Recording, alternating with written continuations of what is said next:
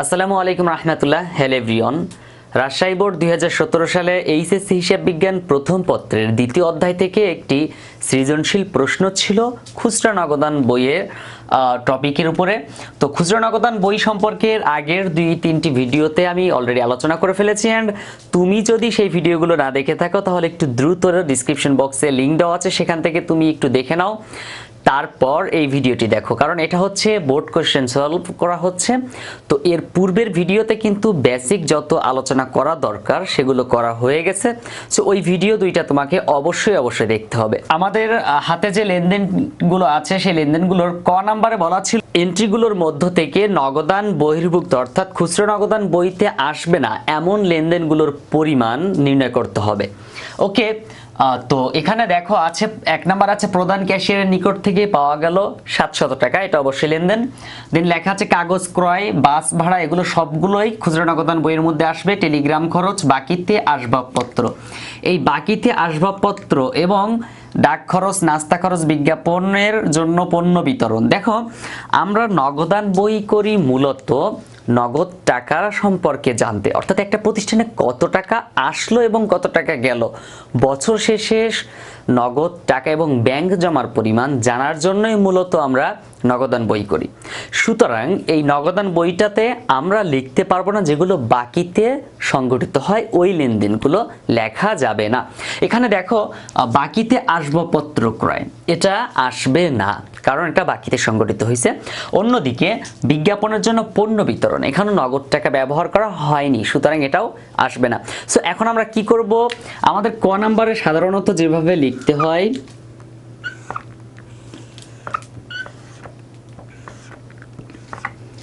তারিখ, বিবরণ, টাকা টাকা। ওকে, তো তারিখ, বিবরণ, টাকা টাকা এখানে আছে হচ্ছে এপ্রিলের 15 তারিখে বাকিতে আসবাবপত্র ক্রয়, তুমি একটু সুন্দর করে লিখে নিবে, আসবাবপত্র ক্রয় 600 টাকা 15 তারিখে। আর একটা হচ্ছে বিজ্ঞাপন, এটা 25 তারিখে বিজ্ঞাপন প্রদান 200 টাকা। তাহলে দেখো 600 আর 200 মোট হয় 800 টাকা। এটা হচ্ছে নগদান বহির্ভুক্ত লেনদেনের পরিমাণ এইটা।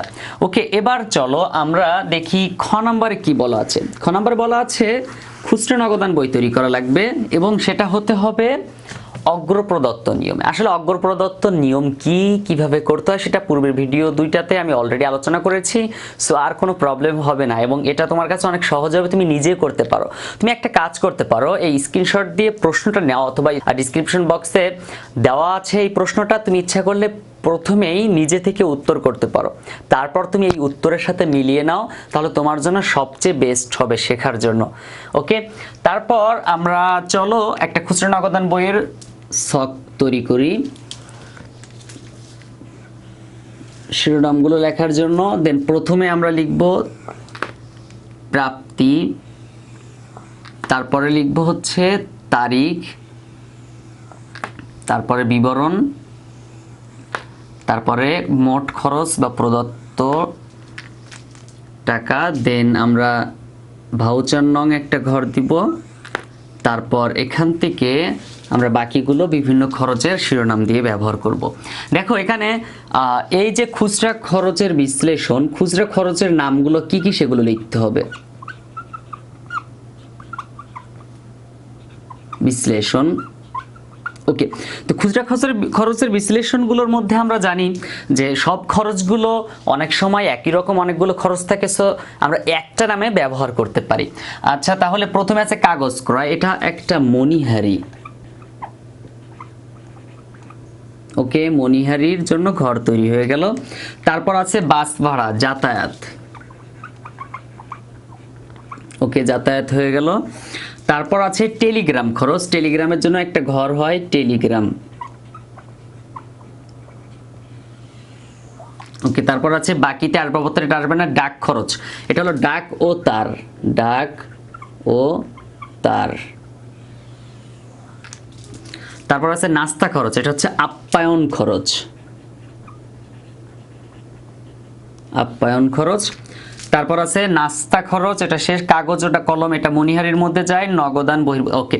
তাহলে আমাদের আমরা এখানে কিছু ঘর ফাঁকা রয়ে গেছে, তুমি দয়া করে যখন খাতায় করবা তখন এই পরের অংশটা যেন ম্যানেজ হয়ে যায় সেই কাজটা করবো, একটু ছকগুলো বড় বড় করে দিয়ে দিলে হয়ে যাবে। ওকে, তো আমরা এই অঙ্কটার প্রথমে আমরা লিখবো হচ্ছে প্রাপ্তি, এটা হচ্ছে তারিখ, দেন এটা বিবরণ, এটা হচ্ছে মোট খরচ বা প্রদান। এখন প্রত্যেকটা টাকার পরিমাণ লিখে দেই। প্রথমে দেখো প্রধান ক্যাশিয়ারের নিকট থেকে প্রাপ্তি 700 টাকা।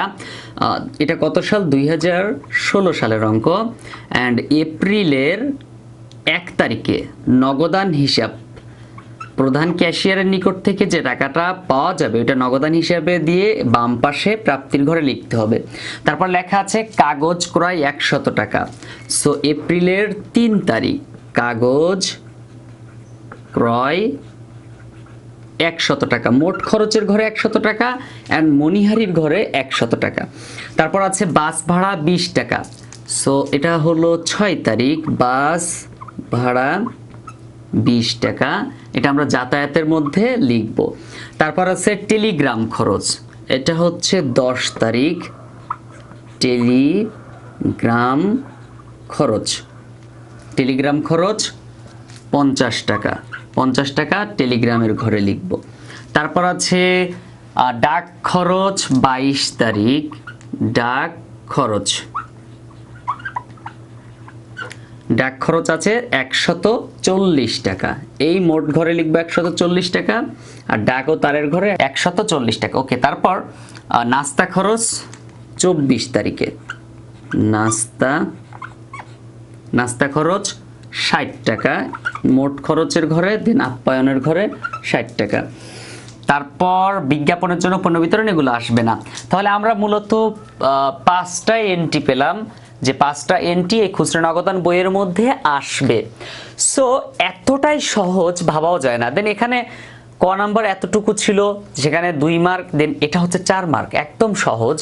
তো এবার আমাদের কাজ কি? এবার আমরা সব খরচগুলো একসাথে যোগ করব। এখানে আছে 370 টাকা, মনিহারি হবে 100 টাকা, যাতায়াত হবে 20 টাকা, টেলিগ্রাম হবে 50 টাকা, 140 টাকা ডাকতার আপ্যায়ন হবে 60 টাকা। এবার আমাদের এই বাম পাশে যে 700 টাকা আছে ওইটাকে আমরা নিচে টানবো 700 টাকা। এই 700 টাকা আবার ডান পাশে এখানে লিখতে হবে, দেন ডাবল দাগ দিয়ে আটকাতে হবে। এগুলো সবগুলো একসাথে ডাবল দাগ দিয়ে বন্ধ করতে হবে। এবার এই 700 থেকে 300 বাদ দিতে হবে, কত হবে? 330। এপ্রিলের 30 তারিখে আমরা লিখবো ব্যালেন্স বিডি 330 টাকা। আবার ওটা এখানে আসবে মে মাসের 1 তারিখে, ওটা ব্যালেন্স সিডি হয়ে যাবে, ব্যালেন্স সিডি। টাকার পরিমাণ 330 টাকা, আমরা এখানে লিখবো 330 টাকা। এবার যেহেতু বলা আছে অগ্রপ্রদত্ত নিয়ম অনুযায়ী, তখন আমরা কি করব? অগ্রপ্রদত্ত লেখা থাকলে আমরা জাস্ট এখানে লিখবো মে 1 তারিখ নগদান হিসাব, নগদান হিসাব। আমাদের প্রধান ক্যাশিয়ার খেয়াল করে দেখবেন যে এই মাসে কত টাকা খরচ হয়, 370 টাকা খরচ হয়। তাহলে পরবর্তী মাসে ওই 370 টাকায় আমাদেরকে প্রদান করা হবে। সো এখানে লিখতে হবে 370 টাকা। তাহলে আমাদের অঙ্ক হয়ে গেল। এটা হচ্ছে আমাদের খুচরা নগদান বই অগ্রপ্রদত্ত নিয়ম অনুযায়ী। এবার আমাদের বলা আছে যে খতিয়ান তৈরি করতে হবে। তো তুমি নিশ্চয়ই জানো যে খতিয়ান তৈরি করার আগেই আমাদেরকে কি করতে হয়? জাবেদা করতে হয়। তো এটার চলো একটা জাবেদা করে নেই।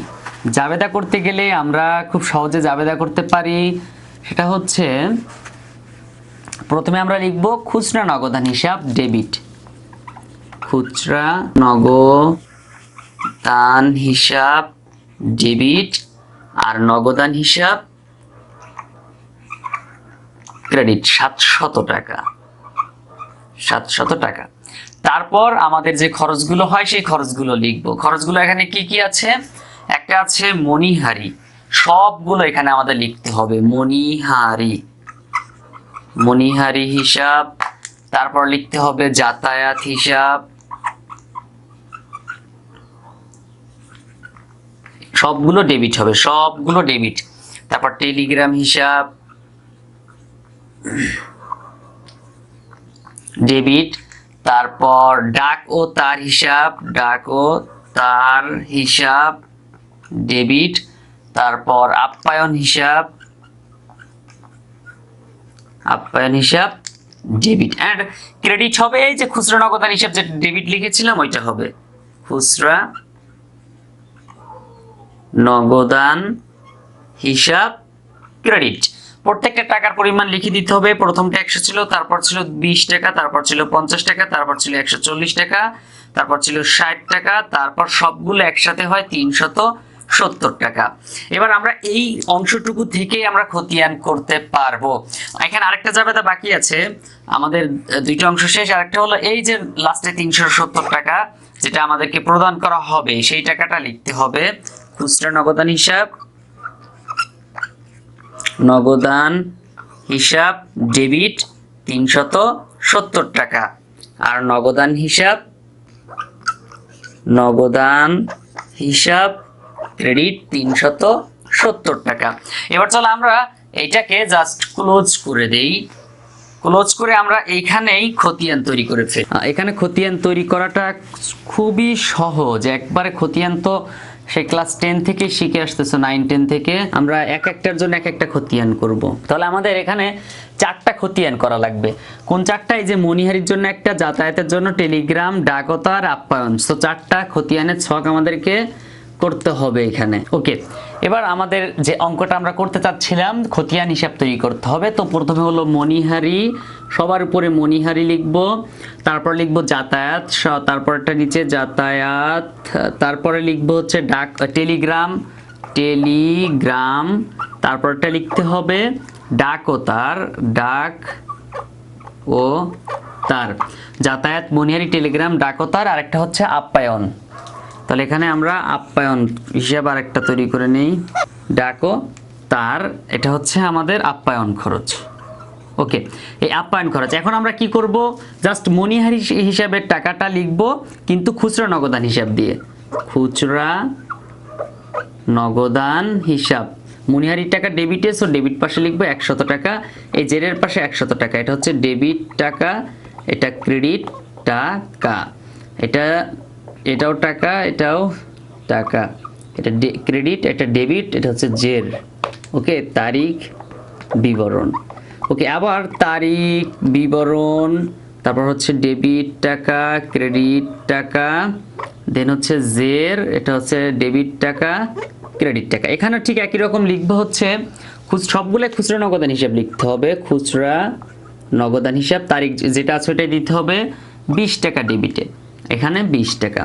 তারপরটা লিখবো আবার সেম খুচরা নগদান হিসাব, এখানে টেলিগ্রামের জন্য আছে 50 টাকা, সো 50 টাকা লিখবো। তারপরটা আছে আপ্যায়ন খরচ, ডাকতার আছে খুচরা লিখতে হবে, ডাকতারে আছে 140 টাকা, 140। তারপরে আছে আপ্যায়ন খরচ, এখানেও খুচরা নগদান হিসাব লিখতে হবে 60 টাকা।